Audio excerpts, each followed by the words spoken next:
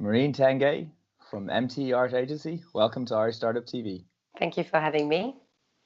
So we're live from, you're in London right now. Yes, we are. Yeah, we're on Amazing. Museum Street actually, which is very cliche for an art company. Oh, wow. It's one of the nicest spots in London, actually. So tell us a little bit about MTArt Agency. So basically, I created the company 3.5 years ago. So I've been in the industry for about 10 years. I was a young gallery director at age 21. I was very lucky. I was working with Banksy, JR, Connor Harrington, so a lot of the street artists. Then I got approached by an investor to be sent to LA and open my own art gallery. And when I had my gallery there, I basically got exposed to all the top Hollywood agencies, the guys that built the top sportives, musicians, actors. And I felt that actually the gallery model was just not the most exciting model to be building the top visual artists. And no one had an agency model in our industry. So that's kind of really the thing that inspired me to create the first visual artist agency when I came back to London. Oh, that's incredible. Now, a friend of mine was with Bonham, so I have a little bit of an understanding. But if somebody is watching and they're not too familiar with the art business, what exactly is the gallery model?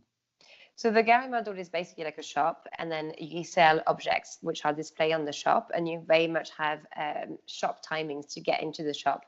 So in the same way that maybe you had that 10 years ago, fashion had a bit of a retail crisis. Currently, galleries have the same, where 2/3 of galleries are not making money just because it's very fixed, it's very attached to a physical space.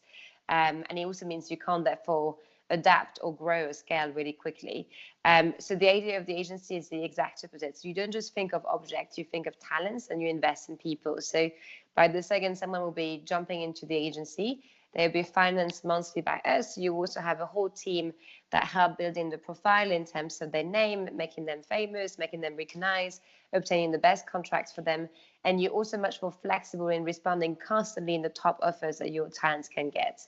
Amazing. So I certainly know that I make videos and I do interviews, and the interviews I've never charged startups for. But when I work commercially with commercial video and more recently with photography, I find it really difficult to have a pricing conversation when it comes to something that's visual, like a photograph or a video. Obviously, there are economical way of looking at these things, but it can be very difficult to have the business conversations.